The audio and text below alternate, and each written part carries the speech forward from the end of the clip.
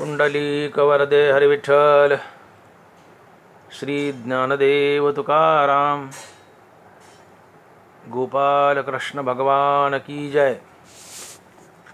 माऊली ज्ञानेश्वर महाराज की जय। जगद्गुरु तुकाराम महाराज की जय।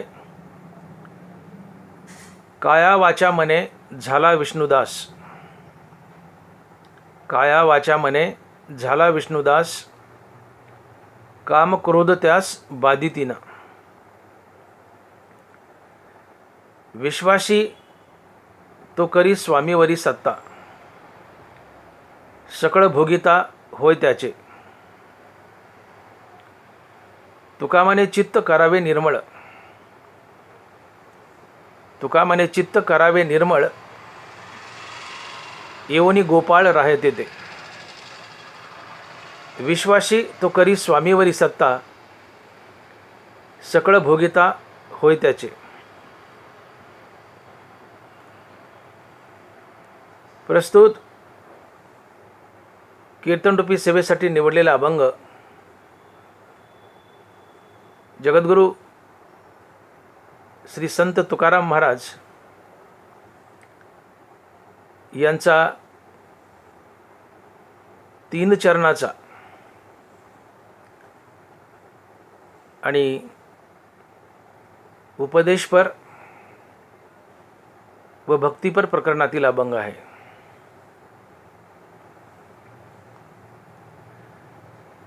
तुकोबाराय म्हणतात, काया वाचा मने झाला विष्णुदास, काया वाचा मने झाला विष्णुदास, काम क्रोध त्यास बाधितीना।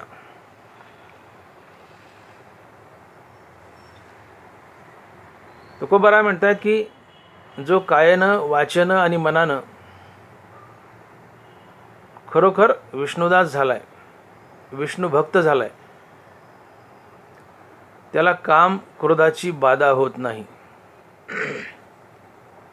त्याला काम क्रोधाची बाधा होत नाही।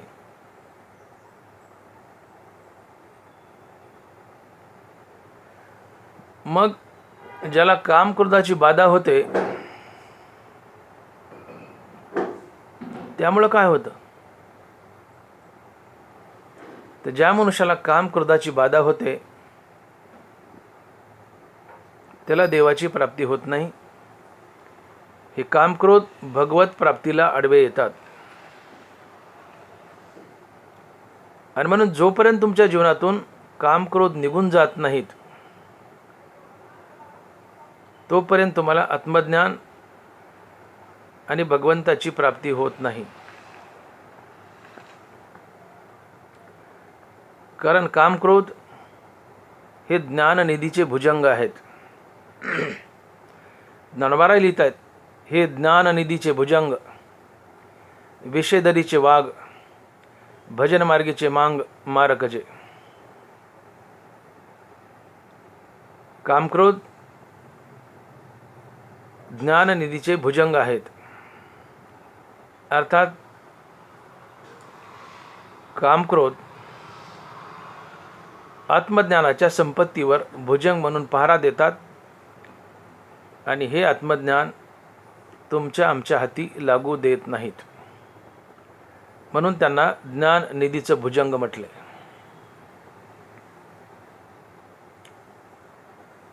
आणि मग तुम्ही जर काया वाचा मने विष्णुदास झाले तर तुमचे कामक्रोध निघून जातात। हे कामक्रोध तुम्हाला बाधा करत नाहीत आणि तुमच्यासाठी मुक्ती अर्थात भगवत प्राप्ती सुलभ होते, तुम्ही मुक्त होता। मग हे काया वाचा मने विष्णुदास होणं म्हणजे नेमकं काय, तर काया वाचा मने विष्णुदास होणे म्हणजे याचा सरळ अर्थ होतो की वैराग्य धारण करून भगवान विष्णूचं नामस्मरण करणे, वैराग्य धारण करून जय जय राम कृष्ण हरी भजन करणे म्हणजेच काया वाचा मने विष्णुदास होणे होय। ज्ञानोबाराय लिहित आहेत, आणिक जे सर्व कायिक वाचिक मानसिक भाव तया मी वाचूनी धाव अनोती नाही। तुमचे सगळे भाव कायिक, वाचिक आणि मानसिक एका भगवान विष्णूच्या दिशेने धावावेत.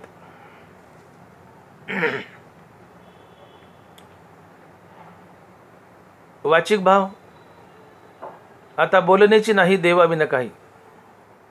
मुखानं बोलेल तर जय जय रामकृष्ण हरीच, हा वाचिक भाव आहे. निष्काम भावनेने भगवंताचं नामस्मरण करणे हा वाचिक भाव आहे. मानसिक भाव, भगवंताचं रूप मनात धारण करणे, भगवंताचं मनातल्या मनात नामचिंतन करणे, अर्थात मानसिक जप करणे, हा मानसिक भाव आहे. आणि कायिक भाव म्हणजे शरीरानं आपली प्रत्येक क्रिया देवाची पूजा म्हणून करणे, प्रत्येक कर्म ईश्वरार्पण बुद्धीने करणं, प्रत्येक कर्म देवाची पूजा म्हणून करणं. सकाळी उठल्यापासून रात्री झोपेपर्यंत आपलं प्रत्येक कर्म कर्माभिमान आणि पल्लेच्या टाकून कर्तव्य आणि प्रभुपूजा समजून ईश्वराप्रित्यर्थ व ईश्वरार्पण बुद्धीनं करणं हा कायिक भाव आहे. अर्थात आपलं प्रत्येक कर्म देवाची पूजा म्हणून करणं, प्रत्येक कर्म निष्काम भावनेनं करणं हा कायिक भाव आहे. आणि म्हणून ज्याचा कायिक, वाचिक, मानसिक भाव फक्त भगवंताच्या दिशेनेच धावतोय, ज्याने आपलं सर्वस्व भगवंताला अर्पण केलंय, ज्याचं जगणंच भगवंतासाठी आहे,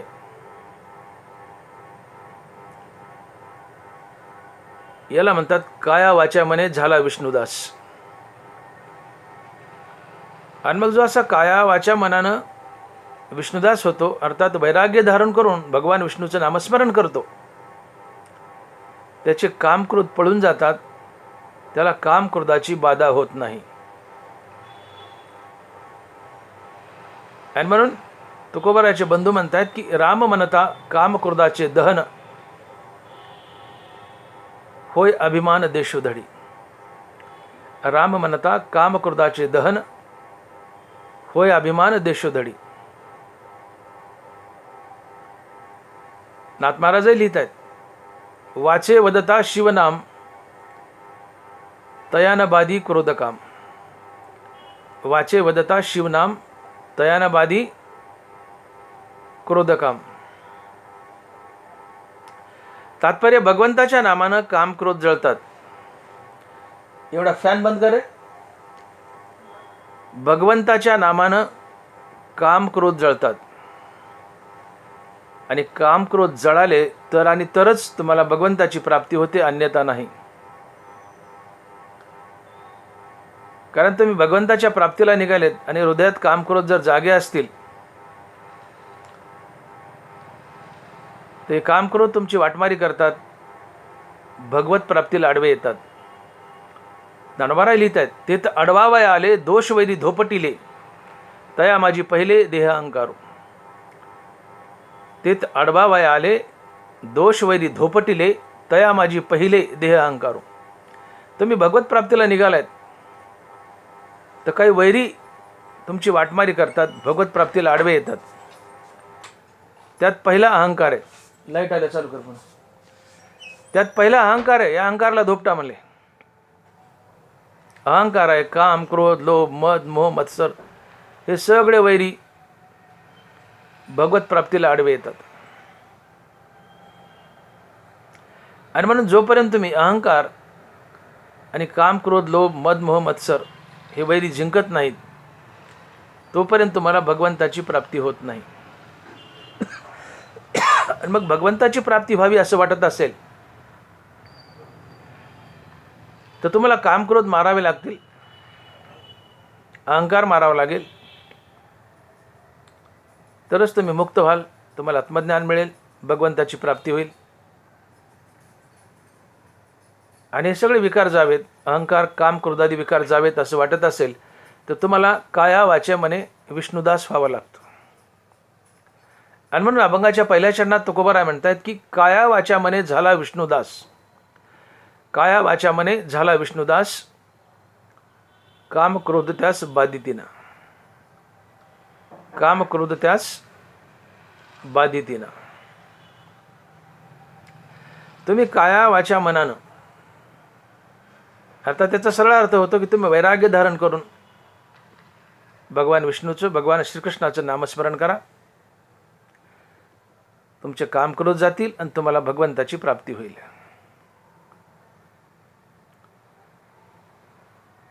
मग हे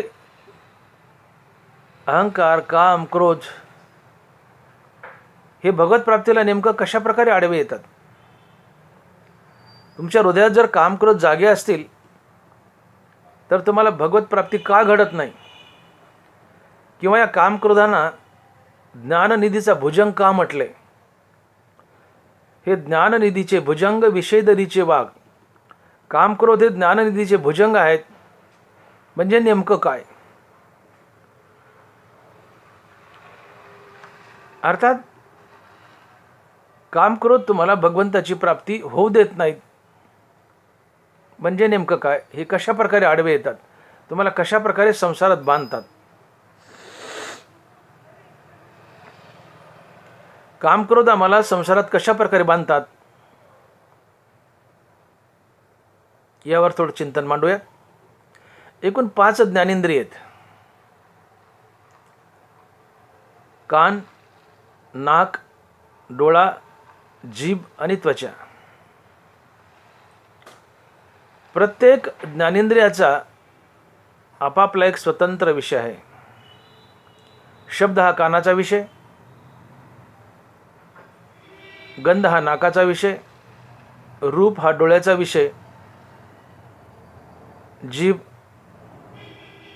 म्हणजे चव हा जिभेचा विषय आणि स्पर्श हा त्वचेचा विषय. असे एकंदरीत 5 ज्ञानेंद्रिय आणि प्रत्येक ज्ञानेंद्रियाचा आपापला एक स्वतंत्र विषय आहे. धनवारा लिहित आहेत, देखे शब्दाची व्याप्ती, निंदा आणि स्तुती, तेथ द्वेष उपजती श्रवणाद्वारे. शब्द हा कानाचा विषय. शब्द 2 प्रकारचे, एक स्तुतीपर, एक निंदापर. शब्द हा कानाचा विषय. गंध हा नाकाचा विषय. सुगंधू आणि दुर्गंधू हा परिमळाचा भेदू, घराणाशी विषादू तोषू देता. गंध हा नाकाचा विषय. गंध 2 प्रकारचे, सुगंध आणि दुर्गंध. रूप हा डोळ्याचा विषय. भ्यासूर आणि सुरेख रूपाचे स्वरूप देख, जे उपजवी सुखदुःख नेत्रद्वारे. रूप हा डोळ्याचा विषय. रूपही 2 प्रकारचं, भ्यासूर आणि सुरेख. चव हा जिभेचा विषय. तैसाची द्विविध रसू, उपजवी प्रीती आणि त्रासू, म्हणून हा अपभ्रंशू विषय सांगू. चव हा जिभेचा विषय. चव ही प्रामुख्यानं 2 प्रकारची, गोड आणि कडू. तसं कट, आम्ल, लवण 6 प्रकारचे रस आहेत, पण प्रामुख्याने 2 घ्या, गोड आणि कडू. चव हा जिभेचा विषय. आणि स्पर्श हा त्वचेचा विषय.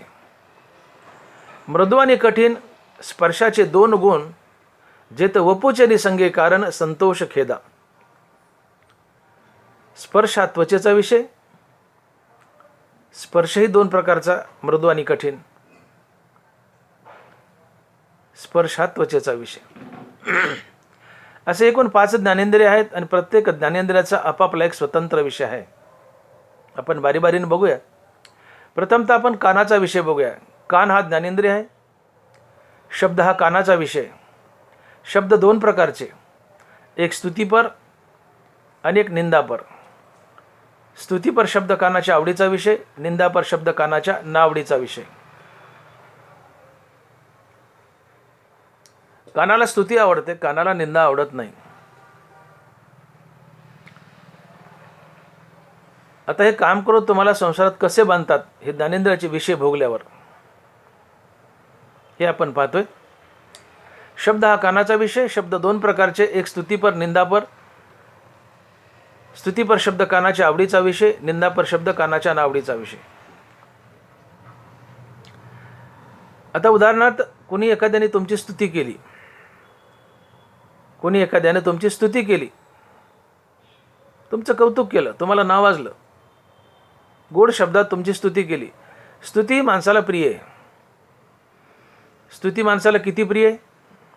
स्तुती माणसाला इतकी प्रिय आहे की स्तुती ऐकायला मेलेला मनुष्य उठेल, स्तुती ऐकेल आणि पुन्हा मरेल, इतकी स्तुती माणसाला प्रिय आहे. तुमची कोणी स्तुती केली तर ज्याने कोणी स्तुती केली तात्काळ त्या स्तुती करणाऱ्या माणसाबद्दल तुमच्या मनात राग अर्थात प्रेम, प्रीती निर्माण होते. तुम्ही त्या व्यक्तीबरोबर सद्वर्तन करता आणि सद्वर्तनातून पुण्याचा जन्म होतो आणि पुण्य तुम्हाला संसार बंधनात बांधतं. तुमची कोणी स्तुती केली, तुम्हाला नावाजलंय, ज्याने स्तुती केली त्याच्याबद्दल मनात राग, रागद्वेष. राग म्हणजे प्रेम, प्रीती. तो भांडणातला राग नाही, राग म्हणजे प्रेम, प्रीती. त्याच्याबद्दल राग, प्रेम, प्रीती निर्माण होते. तुम्ही त्याच्या गळ्यात हात टाकता, त्याला हॉटेलमध्ये नेता, चहा पाजता, त्याच्याबरोबर सद्वर्तन करता, सद्वर्तनातून पुण्याचा जन्म. आणि पुण्य भोगावंच लागतं, पुण्य संसारात बांधतं. आता तुमची कोणी निंदा केली, तुम्हाला घाण बोललं, वाईट बोललं, शिव्या दिल्यात, घाण बोललं, निंदा केली. तुमची कोणी निंदा केली आणि हा निंदा शब्द जर कानानं भोगला तर आतून अहंकार सुप्त अवस्थेत दडला असो, हृदयात तो आतून ढुसणी मारतो. अहंकार ढुसणी मारतो, बुक्की मारतो आतून, म्हणतो बघ त्याने तुझी निंदा केली. हा अहंकार तुम्हाला निंदा नावाचा कानाचा विषय भोगायला लावतो. तुमचे कान निंदा भोगतात आणि ज्याने कोणी निंदा केली तात्काळ त्या व्यक्तीबद्दल तुमच्या मनात द्वेष निर्माण होतो. द्वेष. ज्याने कोणी निंदा केली त्या व्यक्तीबद्दल तुमच्या मनात द्वेष निर्माण होतो. द्वेषातून क्रोध, क्रोधातून सारासार विचार नाहीसा होतो, त्यातून बुद्धिभ्रष्ट होते आणि तुम्ही त्या समोरच्या व्यक्तीबरोबर गलिच्छ वर्तन करता, हाणामारी करता, शिवीगाळ करता आणि या गलिच्छ वर्तनातून पापाचा जन्म होतो.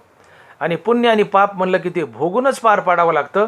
आगा कर्मे जे उरावे तैतीही सुखदुःखी फळावे आणि तया ते भोगावया यावे देहायक. तुमच्या जीवनात नगभरही पुण्यपाप शिल्लक असेल तर ते भोगण्यासाठी तुम्हाला पुन्हा पुन्हा जन्म धरावे लागतात. पुण्यपाप भोगूनच पार पाडावं लागतं. ज्ञानोबा लिहित आहेत, आगा कर्मे जे उरावे तैतीही सुखदुःखी फळावे आणि तया ते भोगावया यावे देहायक. कर्म म्हणजेच पुण्यपाप. तुमच्या जीवनात कर्म अर्थात पुण्यपाप शिल्लक असेल तर ते भोगण्यासाठी तुम्हाला पुन्हा पुन्हा जन्म धरावे लागतात. 84 लाख योनीमध्ये अडकावं लागतं. मग मला सांगा, तुम्हाला संसारात कोणी बांधलं? पुण्यपाप. पुण्यपापानं संसारात बांधलं. पुण्यपाप कशामुळं? रागद्वेषामुळं. रागद्वेष कोणामुळं? तर ज्ञानेंद्रियाच्या विषयभोगामुळं. ज्ञानेंद्रियाचे विषयभोग कशामुळं? तर अहंकारामुळं. अहंकारामुळं ज्ञानेंद्रियाचा विषयभोग. कान हा ज्ञानेंद्रिय, अहंकारानं कान या ज्ञानेंद्रियाचा निंदा शब्द भोगायला लावलाय. अहंकारामुळं ज्ञानेंद्रियाचा विषयभोग, त्यातून रागद्वेष, त्यातून पुण्यपाप आणि पुण्यपापातून संसार बंधन. आणि पुण्यपाप हे भोगूनच पार पाडावं लागतं, भोगूनच पार पाडावं लागतं. तुम्हाला संसारात बांधलं, पुण्यपापानं संसारात बांधलं. पण पुण्यपाप कोणामुळं? तर कामक्रोधामुळं. हे जे कामक्रोध आहेत, हा काम शब्द म्हटलं की आपल्या डोक्यात स्त्री पुरुषाची लैंगिक भावना येते. आम्ही काम या शब्दाचा एकच अर्थ घेतो. काम म्हणजे स्त्री पुरुषाची लैंगिक भावना. काम म्हणजे स्त्री पुरुषाची लैंगिक भावना हा तर एक अर्थ आहेच, पण एवढाच मर्यादित अर्थ नाही आहे. काम म्हणजे स्त्री पुरुषाची लैंगिक भावना एवढाच मर्यादित अर्थ नाही आहे. तर काम म्हणजे ज्ञानेंद्रियांची विषयभोगाची इच्छा म्हणजे काम. ज्ञानेंद्रियाची विषयभोगाची इच्छा म्हणजे काम. हे 5 ज्ञानेंद्रिय आणि 5 ज्ञानेंद्रियाचा आपापला एक स्वतंत्र विषय. तर या 5 ज्ञानेंद्रियाची या विषयभोगाची इच्छा म्हणजे काम. तर काम म्हणजे सरळ विषय भोगाची इच्छा. आणि हा क्रोध कामातूनच जन्म घेतो. क्रोधाला स्वतंत्र जन्मच नाही. कामो जे तो उपजला ते तो क्रोधू आधीच ठेला, आणि क्रोधू असे ठेला समोह जाणे. कामाची नाही ते क्रोधाची कैसा, आणि ते कैचे भांडण रे. हां, काम नाही तिथं क्रोधच कसा येईल म्हणले, भांडण कसं होईल. काम वैरी झाला ठाणवरी ते तर सरली वारी क्रोधाची ही. काम वैरी झाला ठाणवरी ते तर सरली वारी क्रोधाची ही. कामच नाही तिथं क्रोध नसतोच. तात्पर्य क्रोधाचा जन्म कामातून होतो. आणि काम म्हणजे ज्ञानेंद्रियाच्या विषय भोगाची इच्छा. अहंकार तुम्हाला ज्ञानेंद्रियाचे विषय भोगायला लावतो. ज्ञानेंद्रियाचे विषय भोगणं म्हणजेच काम. आणि या ज्ञानेंद्रियाच्या विषय भोगातून अर्थात कामातून क्रोध निर्माण होतो. क्रोधातून द्वेष, या क्रोधातून द्वेषातून गलिच्छ वर्तन, आणि त्यातून पापातून संसार बंधन. अहंकाराने तुम्हाला ज्ञानेंद्रियाचा विषय भोगायला लावलाय. ज्ञानेंद्रियाचा विषय भोग म्हणजेच काम. या कामातून क्रोध आणि द्वेष, किंवा द्वेष आणि क्रोध, त्यातून गलिच्छ वर्तन, आणि गलिच्छ वर्तनातून पाप, आणि पापातून संसार बंधन. आणि मग तुम्ही कान या ज्ञानेंद्रियाचा निंदा हा विषय भोगलाय. अहंकारानं आतून ढुसणी मारली, बघ तुझी निंदा केली. अहंकार तुम्हाला निंदा शब्द भोगायला होतो. तुम्ही निंदा शब्द भोगला. तुम्हाला कोणी वाईट म्हणले, तुमची निंदा केली, तुम्ही निंदा शब्द भोगलाय. की ज्याने निंदा केली तात्काळ त्याच्याबद्दल द्वेष, द्वेषातून क्रोध, क्रोधातून गलिच्छ वर्तन, आणि गलिच्छ वर्तनातून पाप, आणि हेच पाप ज्ञाननिधीवर जाऊन बसतं आणि ज्ञाननिधीचा भुजंग बनतं. काम क्रोध ज्ञाननिधीचे भुजंग आहेत. म्हणजे नेमकं काय? काम क्रोध हे ज्ञाननिधीचे भुजंग असं म्हणण्यापेक्षा काम क्रोधातून निर्माण होणारं पाप हेच ज्ञाननिधीचं खरं भुजंग आहे. काम क्रोध ज्ञानाच्या संपत्तीवर पहारा देत आहेत. म्हणजे एक प्रकारे काम क्रोधातून निर्माण झालेलं पापच ज्ञाननिधीवर पहारा देत असतं, आणि पापे भोगून पार पाडावं लागतं. आता उदाहरण घ्या ना, तुम्ही निंदा हा शब्द भोगला, अहंकारानं ढुसणी मारली, तुम्ही निंदापर शब्द भोगला कानाने. ज्यांनी निंदा केली त्याच्याबद्दल द्वेष, द्वेषातून क्रोध, क्रोधातून गलिच्छ वर्तन, त्यातून पाप. मग हेच पाप ज्ञाननिधीवर जाऊन बसलं. आणि म्हणून तुमच्या जीवनात थोडंही पाप शिल्लक असेल तर ते भोगावंच लागतं. आणि मग जीवनात पाप शिल्लक आहे तर श्रीगुरु तुम्हाला शोधत येत नाही, आत्मज्ञान देत नाही, मुक्ती मिळत नाही. आणि मग ज्या दिवशी तुमचं जीवन पाप पुण्यरहित होईल त्या दिवशी श्रीगुरु शोधत येतो आणि अहम ब्रह्मास्मी या महावाक्याचं श्रवण करून तुम्हाला मुक्ती देतो. आणि म्हणून परमार्थाची खरीखुरी व्याख्या ठरते की जीवन पाप पुण्यरहित करण्यासाठी, जीवन पाप पुण्यरहित करण्यासाठी आयुष्यभर केलेली रामनामाची साधना म्हणजेच परमार्थ. जोपर्यंत जीवनात पाप पुण्य शिल्लक आहे तोपर्यंत पुन्हा पुन्हा जन्म धरावे लागतात. का तर पाप पुण्य भोगूनच पार पाडावं लागतं.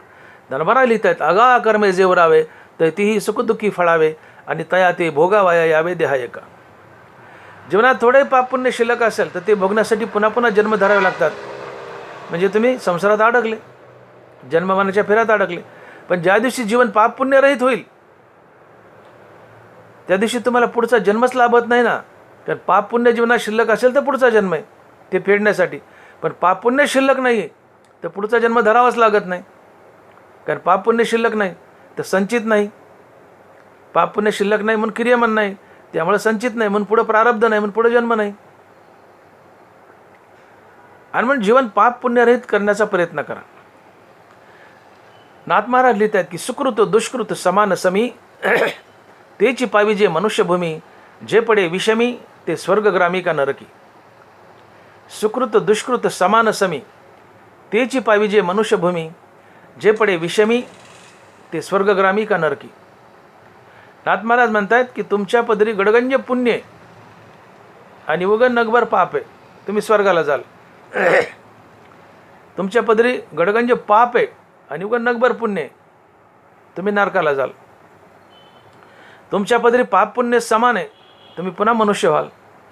तुमच्या पदरी पाप पुण्य शिल्लक नाही आहे, तुम्ही मुक्त व्हाल. सुकृत दुष्कृत समान समी, तेची पावी जे मनुष्यभूमी, जे पडे विषमी ते स्वर्गग्रामी का नरकी. खूप पुण्य आहे, स्वर्गाला जाल. खूप पाप आहे, नरकाला जाल. पाप पुण्य समान आहे, पुन्हा मनुष्य व्हाल. पाप पुण्य शिल्लक नाही, मुक्त व्हाल. आणि म्हणून तुकोबारा लिहितात की तुका म्हणे आम्ही झालो अग्निरूप, निधी लागो पाप पुण्य अंगा. तुका म्हणे आम्ही झालो अग्निरूप, निधी लागो पाप पुण्य अंगा. तुकोबारा म्हणतात मी माझ्या अंगाला पाप तर लागू दिलं नाही, पण पुण्य लागू दिलं नाही. का तर पाप जसा एक मळ आहे तसं पुण्य एक मळ आहे. पाप नरकाला तर पुण्य स्वर्गाला नेतं. भोग दोन्हीचा द्यावा लागतो आणि पुन्हा मृत्यू लोकात येऊन किडामुंगी बनावं लागतं. तया पुण्याची पावटी सरे, सवेची इंद्रपणाची उटी उतरे आणि येऊ लागती माघारे मृत्यू लोक. पाप पुण्य संसारात बांधतं, पाप नरकाला नेतं तर पुण्य स्वर्गाला नेतं. भोग दोन्हीचा द्यावा लागतो. भोगून झाले खाली यावं लागतं, पुन्हा 84 लक्ष योनीमध्ये अडकावं लागतं. म्हणून जीवनात पाप पुण्य साठवून ठेवू नका. पाप तर करूच नका, पण आपण केलेलं पुण्य भगवंताला अर्पण करा. आपलं प्रत्येक कर्म देवाची पूजा म्हणून करा. त्या कर्माचं पुण्य भगवंताला जातं. कर्म ईश्वरापण बुद्धीनं करा, त्याचं पुण्य देवाला जातं. ते देवाच्या बँकेत जमा होतं. ते पुण्य तुम्हाला मुक्ती देतं, देवाकडे डिपॉझिट केलं तर. पण स्वतःच्या पदरी बांधून ठेवलं तर हेच पुण्य तुम्हाला स्वर्गाला नेतं आणि जन्ममरणाच्या फेऱ्यात अडकवतं. म्हणून जीवन पाप पुण्यरहित करा. जीवन पाप पुण्यरहित करण्यासाठी आयुष्यभर केलेली रामनामाची साधना म्हणजेच परमार्थ. आणि जीवनात पाप पुण्य प्रामुख्यानं 2 गोष्टीमुळे येतं. एक तर ज्ञानेंद्रियाचा विषयभोग आणि दुसरं आपण केलेली बरी वाईट कर्म. कर्म एकूण 4 प्रकारची आहेत. नित्यकर्म, नैमित्तिक कर्म, काम्य कर्म आणि निषिद्ध कर्म. नित्यकर्म म्हणजे आपण जे रोज करतो, नोकरी, व्यवसाय, धंदा, शेतीबाडी जे काय असेल ते नित्यकर्म, रोजचा व्यवहारच नित्यकर्म. नैमित्तिक कर्म, नित्यकर्मातच थोडीशी वाढ प्रसंगानुसार. पाहुणा आला, काही सण आला, वार आला, ग्रहण आलं, दानपुण्य केलं. रोज तुम्हाला 10 पोळ्या लागतात, पाहुणा आला 12 कराव्या लागल्या. आहे त्या कर्मात थोडीशी वाढ, आहे त्या नित्यकर्मात थोडीशी वाढ प्रसंगानुसार. पाहुणा रावळा आल्यावर ते नैमित्तिक कर्म. काम्य कर्म, मला स्वर्ग मिळावा, मला मोठी मोठी पदं मिळावीत या भावनेने उत्तेजित होऊन मोठे मोठे यज्ञ करायचे, जमीन दान करायच्या, अशा प्रकारची कर्म ही काम्य कर्म असतात. मला पुण्य मिळावं, विशेष पुण्य मिळावं या भावनेने प्रेरितून केलेली कर्म ही काम्य कर्म आहेत. आणि निषिद्ध कर्म म्हणजे गलिच्छ कर्म, सगळी वाईट कर्म. चोरी, चपाटी, निंदा, नालास्ती, परद्रव्य करणारीचा अभिलाष, न जाणता रीत, पाप तया नाव, न जाणता नीत, भलतेची उन्मत्त करी सदा. सगळं गैररीतीनं वागायचं, मूर्खासारखं, नालायकसारखं वागायचं. जेवढं जमल तेवढं वाईट वागायचं, ते पाप असते, त्यातून पाप निर्माण होतं. निषिद्ध कर्म म्हणजे वाईट कर्म, त्यातून पाप जन्माला येतं. म्हणून निषिद्ध कर्म करू नका, पाप तुमच्याकडे येणार नाही. काम्य कर्म करू नका, पुण्य तुमच्याकडे येणार नाही. नित्य नैमित्तिक कर्म आवर्जून करा, पण त्याचं पुण्य देवाला अर्पण करा. जीवन झालं पाप पुण्य रहित. कर्मामुळं येत होतं पाप पुण्य जीवनात, ते अशा प्रकारे नाहीच झालं. आता उरलं ज्ञानेंद्रिय. ज्ञानेंद्रियातून पाप पुण्याची निर्मिती होती. आपण पाहिलं कशी. तुमची कोणी स्तुती केली, तुम्ही स्तुतीपर शब्द भोगला तुमच्या कानानं. ज्याने स्तुती केली तात्काळ त्याच्याबद्दल राग अर्थात प्रीती, प्रेम, त्यातून सदवर्तन, सदवर्तनातून पुण्य. तुमची कोणी निंदा केली, अहंकारानं ढोसणी मारली, बाग कानानं निंदापर शब्द भोगला. तुमची निंदा केली कुणी, अहंकार ढोसणी मारतो, बाग तुझी निंदा केली, कानानं निंदापर शब्द भोगला. ज्याने निंदा केली त्याच्याबद्दल द्वेष, द्वेषातून क्रोध, क्रोधातून गलिच्छ वर्तन, त्यातून पाप. आणि पुण्य आणि पाप म्हणलं की संसार बंधन. म्हणजे ज्ञानेंद्रियाच्या विषय भगवतून पाप पुण्य आलं. त्यांनी संसारात बांधलं. मग ज्ञानेंद्रियाचे विषय भोगू नका ना. ज्ञानेंद्रियाचे विषय भोगले नाही हां की रागद्वेष नाही, पुण्यपाप नाही. अहंकारातून ज्ञानेंद्रियाचा विषय भोग, आणि ज्ञानेंद्रियाचा विषय भोग म्हणजेच काम, आणि कामातून क्रोध आहे, आणि क्रोधातून गलिच्छ वर्तन, त्यातून पाप. मग ज्या अहंकारामुळं तुमच्या जीवनात काम येतोय, काम म्हणजे ज्ञानेंद्रियाचा विषय भोग. ज्या अहंकारामुळे तुमच्या जीवनात ज्ञानेंद्रियाचा विषय भोग अर्थात काम येतोय आणि कामातून क्रोध येतोय, तो अहंकार मारा ना. तो अहंकार मारला की जीवनात ज्ञानेंद्रियाचा विषय भोग येत नाही, म्हणजे काम येत नाही. काम आला नाही की क्रोध बी येत नाही. मग कामाची नाही ते तर क्रोधाची कायचा, ते कायचे भांडण आहे. काम गेलं की क्रोध जातो, अहंकार गेला की काम गेला, काम गेला की क्रोध गेला. आणि मग अहंकार, काम आणि क्रोध या तिघांना मारायचे तर बलवान साधने रामनाम. राम म्हणता काम क्रोधाचे दहन, होय अभिमान देशोदळी. रामनामानं अभिमानही मारला, रामनामानं अहंकार मेला, अहंकार मेला की काम क्रोध मेले. आणि अहंकार काम क्रोध गेलं की काम क्रोध त्यास बाधितीनं. आणि म्हणून तुकोबराय अभंगाच्या पहिल्या चंडात म्हणतात की काया वाचा मने झाला विष्णुदास, काया वाचा मने झाला विष्णुदास, काम क्रोध त्यास बाधितीनं. तुम्ही काया वाचा मनानं रामनाम घ्या, नित्य रामनाम घ्या, अर्थात विरक्ती धारण करून रामनाम घ्या. विरक्ती धारण करून नित्य रामनाम घेतलं की तुमचं अहंकार काम क्रोध जळतात. आणि अहंकार काम क्रोध जळाले की तुमच्या जीवनातली पाप पुण्याची निर्मिती थांबते. पाप पुण्याची निर्मिती थांबली की तुमचं संसार बंधन थांबतं. का तर तुम्हाला संसारात बांधतो कोण? पाप पुण्य. आणि म्हणून अहंकारातून ज्ञानेंद्रियाचे विषय भोग म्हणजेच काम, कामातून क्रोध, क्रोधातून गलिच्छ वर्तन, त्यातून पाप, आणि पापातून संसार बंधन. मग तुम्हाला संसारात बांधतंय कोण? तर अहंकाराने काम क्रोध.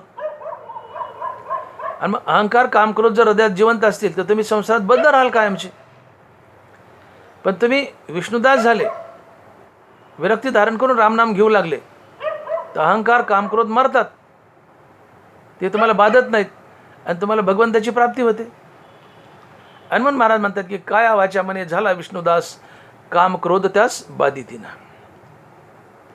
भगवंताची प्राप्ती हवी आहे तर तुम्हाला अहंकार काम क्रोध घालावे लागतील, तर आणि तरच तुम्हाला आत्मज्ञान होईल आणि भगवंताची प्राप्ती होईल. आणि अहंकार काम क्रोध घालायचे असतील तर बलवान साधने भगवान विष्णूचं नाव अर्थात रामनाम. राम म्हणता काम क्रोधाचे दहन, होय अभिमान देशोदळी. तात्पर्य, आम्ही केलेली बरी वाईट कर्म, त्यातून निर्माण होणारं पाप पुण्य, आणि आम्ही भोगलेले ज्ञानेंद्रियाचे विषय, त्यातून निर्माण होणारं पाप पुण्य, हे पाप पुण्यच आम्हाला संसारात बांधतं. कारण नगभरही पाप पुण्य शिल्लक असेल तर ते भोगण्यासाठी पुन्हा पुन्हा जन्म धरावे लागतात, 84 लक्ष योनीत अडकावं लागतं.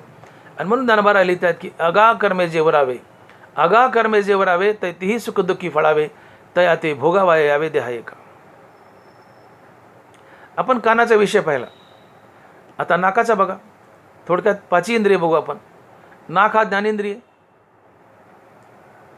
गंध हा नाकाचा विषय, सुगंधो आणि दुर्गंधो परिमळाचा भेदू, घराणाशी विषादू तोषू देता. ज्ञानोबा आहे, सुगंधो आणि दुर्गंधो हा परिमळाचा भेदू, घराणाशी विषादू तोषू देता. नाक ज्ञानेंद्रिय, गंध हा नाकाचा विषय. गंध 2 प्रकारचे, एक सुगंध आणि दुसरा दुर्गंध. सुगंध नाकाच्या आवडीचा विषय, दुर्गंध नाकाच्या नावडीचा विषय. नाकाला सुगंध आवडतो, नाकाला दुर्गंध आवडत नाही. आता नाकाचा सुगंध आणि दुर्गंध भोगला, त्यातून पाप पुण्याची निर्मिती कशी होते? तुमच्या उजव्या बाजूला एक माणूस बसलाय आणि डाव्या बाजूला एक माणूस बसलाय. उजव्या बाजूच्या माणसानं तुमच्या मनगटावर अत्तराचा बोळा चोळलाय आणि तुमच्या नाकाला अत्तराचा वास दिलाय. नाकाला गंध आवडतो, अत्तर हा गंध आहे, सुगंध आहे. अत्तराचा सुगंध दिलाय नाकाला, तुमचं मन प्रसन्न होईल. ज्याने तुमच्या नाकाला सुगंध दिलाय तर तात्काळ ज्याने सुगंध दिलाय त्या व्यक्तीबद्दल तुमच्या मनात राग अर्थात प्रीती प्रेम निर्माण होईल. तुम्ही म्हणाल वाह क्या मजा आ रहा है, सरक अलीकड. त्याला म्हणताल अलीकड सरक, त्याच्याशी मैत्री करताल, सद्वर्तन करताल, सद्वर्तनातून पुण्याचा जन्म. आता तेच तुमच्या डाव्या बाजूला अजून एक माणूस बसलाय, उजव्या बाजूला बसला, त्याने अत्तर दिले, सुगंध दिला नाकाला, पण डाव्या बाजूला बसले ते पादले आणि नाकाला दुर्गंध दिलाय. ज्याने नाकाला दुर्गंध दिलाय, नाकाला दुर्गंध आवडत नाही, ज्याने नाकाला दुर्गंध दिलाय तुम्ही तात्काळ त्याच्याकडे डोळे फाडून पाहाल. का ज्याने दुर्गंध दिलाय आणि नाकाने दुर्गंध हा विषय भोगला, की ज्याने दुर्गंध दिलाय नाकाला, तुम्हाला त्या व्यक्तीबद्दल द्वेषातून क्रोध, क्रोधातून गलिच्छ वर्तन, आणि गलिच्छ वर्तनातून पाप, आणि पुण्य आणि पाप म्हणलं की संसार बंधन आलंच. ध्यायतो विषयान पुसा संगस्तेषु जायते, संगात संजयाते कामा, कामात क्रोधो विजायते, क्रोधात भवति सम्मोहा, सम्मोहात स्मृतिविभ्रम, स्मृतिवंशात बुद्धिनाशो, बुद्धिनाशात प्रणश्यती. भगवान गीतेच्या दुसऱ्या अध्यायात बोलत आहे. ध्यायतो विषयान पुसा संगस्तेषु जायते, संगात संजयाते कामा, कामात क्रोधो विजायते. क्रोधाचा जन्म कामातूनच होतो, आणि काम म्हणजे ज्ञानेंद्रियाचा विषय भोग.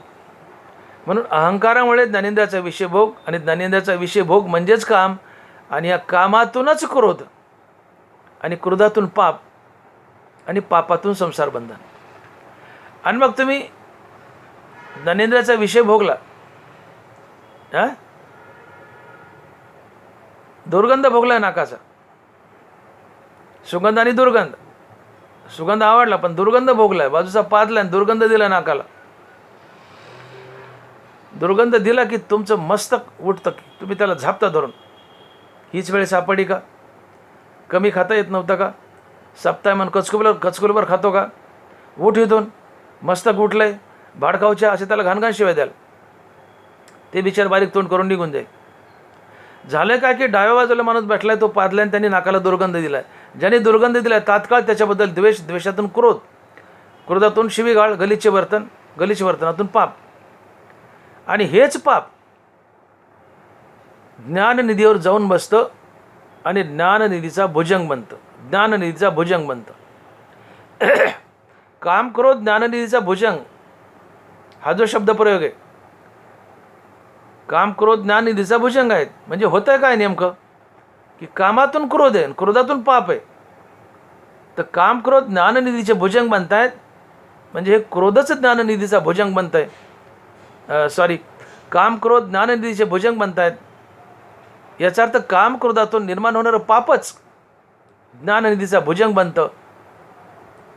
आणि पाप जीवनात आलं की तुम्हाला ते फेडावं लागतं, तुम्हाला भोगावं लागतं, जन्म धरावे लागतात. श्रीगुरु येत नाही. ज्या दिवशी जीवन पाप पुण्य रहित होईल त्या दिवशी श्रीगुरु शोधत येतो आणि तुम्हाला मुक्ती देतो. पण तुमच्या जीवनात जर पाप पुण्य शिल्लक असेल तर श्रीगुरु येईल कसं तुम्हाला मुक्ती द्यायला? का तर पाप पुण्य भोगावं लागतं, पाप पुण्य भोगावं लागतं.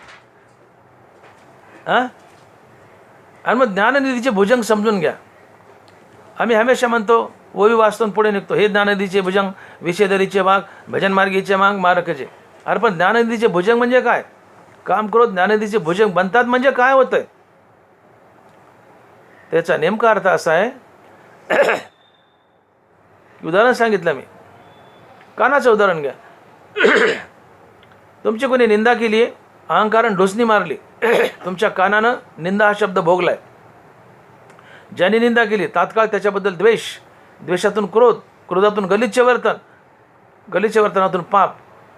आणि हेच पाप जाऊन हृदयातले आत्मज्ञानावर बसतं आणि पहारा देतं. आणि म्हणून काम क्रोधातून निर्माण होणारं पाप हेच ज्ञाननिधीचा खरा भुजंग आहे. कामातून क्रोध, क्रोधातून पाप आहे. काम क्रोध ज्ञाननिधीचे भुजंग आहेत असं म्हणण्यापेक्षा काम क्रोधातून निर्माण होणारं पापच ज्ञाननिधीचा खरा भुजंग आहे. का तर जीवनात पापाची निर्मिती झाली तर ते भोगावं लागतं. तुम्ही पाप निर्माण केले ना आणि आत्मज्ञानावर जाऊन बसले, मग हे पाप भोगण्यासाठी पुन्हा दुसरा जन्म धरावा लागेल. श्रीगुरु येणार नाही. तुमच्या जीवनात पाप पुण्यरहित अवस्था आली तर श्रीगुरु येईल आणि तुम्हाला मुक्त करेल. पण पाप पुण्यरहित अवस्था कधी येईल? तुम्ही काम क्रोध जिंकले तर.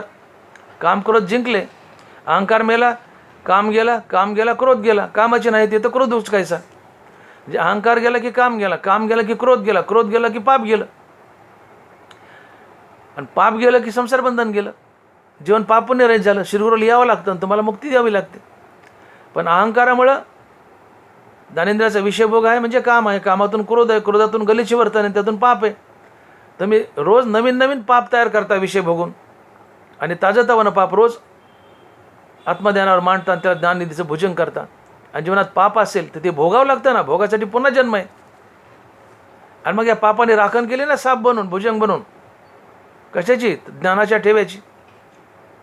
कळतं का ज्ञानीचा भुजंग काय? हे आत्मज्ञान का हाती लागत नाही? आत्मज्ञान हृदयात मूळचंच बंद आहे. आत्मज्ञान हृदयात मूळचंच बंद आहे. पण हे आत्मज्ञानावर काम क्रोधाचे भुजंग पहारा देत आहेत, म्हणजे काम क्रोधातून उत्पन्न होणारं पापच पहारा देत आहे. आणि पाप जर निर्माण झालं रोज जीवनात हे विषय भोगल्यामुळं या काम क्रोधातून, तर ताजंतवानं पाप तुम्ही नेऊन ठेवता ना आत्मज्ञानावर. आणि जीवनात थोडे पाप असेल तर ते भोगावं लागतं, पुन्हा जन्म धरावा लागतो, आगा कर्मे जीवरावे. आणि म्हणून श्रीगुरू येत नाही, मुक्ती देत नाही. मग ज्या दिवशी जीवन पाप पुण्यरहित होईल त्या दिवशी पुढचा जन्म नसतो. मग श्रीगुरू येतो आणि तुम्हाला मुक्ती देतो. मग जीवन पाप पुण्यरहित बनवा. आणि मग जीवन पाप पुण्यरहित बनवण्यासाठी आयुष्यभर केलेली रामनामाची साधना म्हणजेच परमार्थ. मग जीवन पाप पुण्यरहित होईल कसं? तर तुम्ही काया वाचा मने विष्णुदास व्हा. तेच तुकोबारा पहिल्या चरणात सांगतात की काया वाचा मने झाला विष्णुदास, काम क्रोध त्यास बाधितीना. तुम्ही काया वाचा मने विष्णुदास व्हा, अर्थात विरक्ती धारण करून तुम्ही निरंतर रामनाम घ्या. राम म्हटले की काय होतंय? राम म्हणता काम क्रोधाचे दहन होय अभिमान देशो दडी. तुम्ही नित्य राम घोकला की अहंकार मरतो, अहंकार मेला की ज्ञानेंद्रियाचे विषय अर्थात काम मरतो, काम मेला की क्रोध मरतो, क्रोध मेला की पाप जातं. जीवनात पापच नाही आणि पुण्य नाही, जीवन पाप पुण्यरहित झालं.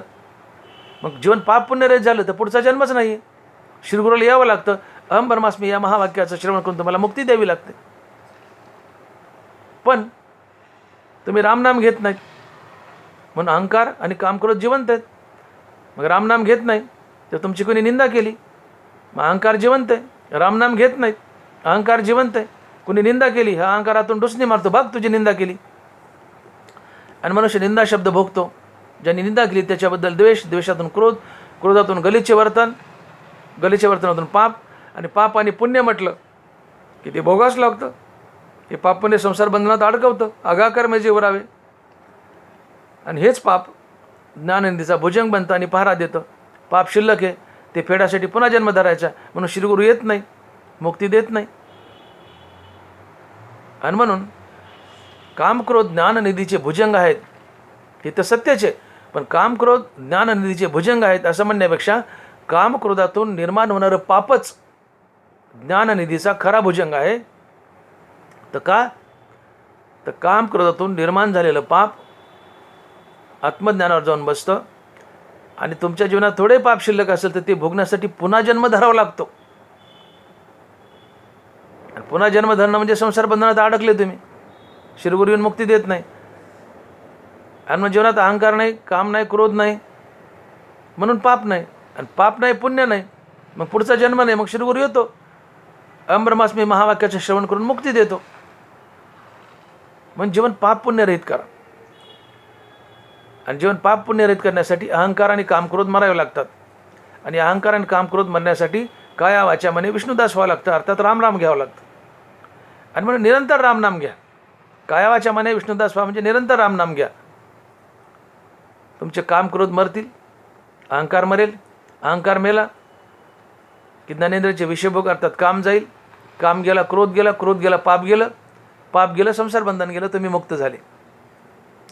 आणि म्हणून अभंगाच्या पहिल्या चरणात तुकोबा लिहितात की काया वाचा मने झाला विष्णुदास, काम क्रोध त्यास बाधितीनं. तसं डोळ्याचं उदाहरण घ्या. रूप हा डोळ्याचा विषय. भ्यासुर आणि सुरेख रूपाचे स्वरूप देख, जे उपजवी सुखदुःख नेत्राद्वारे. रूप हा डोळ्याचा विषय. रूप दोन प्रकारचं, एक भ्यासुर आणि सुरेख. डोळ्याला सुरेख रूप आवडतं, भ्यासुर रूप आवडत नाही. एखादी सुंदर मुलगी जर मोटरसायकलवर बसून चालली, नवऱ्याच्या मागं बसली, पण सुंदर आहे, लोक वळवळू तिच्याकडे पाहतात, वळवळू पाहतात. हा त्या माणसाचा दोष नसतो, ही रूपाची ताकद आहे. निसर्गात डोळ्याला सुंदर रूप पाहायला आवडतं, डोळ्याला सुंदर रूप आवडतं. कुरूप भ्यासूर रूप डोळ्याला आवडत नाही. आणि म्हणे कधी सुंदर स्त्री सुंदर मुलगा भेटला तर ऑटोमॅटिक तुम्ही त्याच्या जवळ जाता, ते रूप तुम्हाला खेचतं, त्याच्याशी बोला वाटतं, मैत्री करावी वाटते आणि मग तुम्हाला त्या सुंदर व्यक्तीबद्दल राग अर्थात प्रीती प्रेम निर्माण होते, त्यातून सदवर्तनातून पुण्य.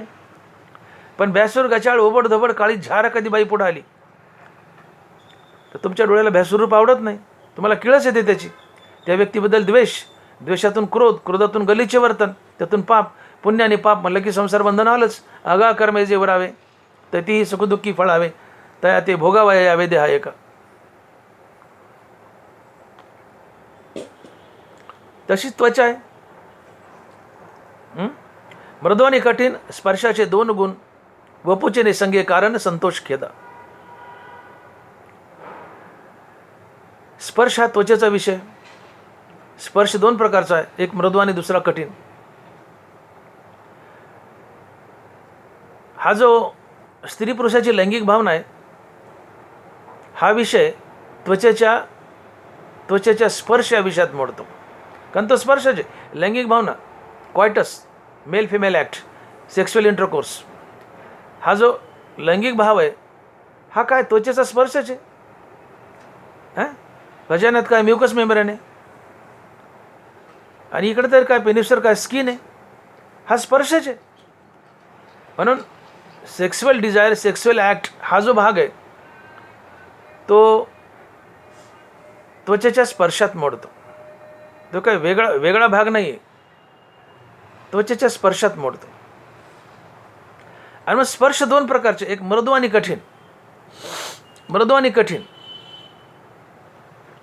मृदू स्पर्श हा त्वचेच्या आवडीचा विषय, कठीण स्पर्श हा त्वचेच्या नावडीचा विषय. आई प्रेमानं पाठवून हात फिरवला, पत्नी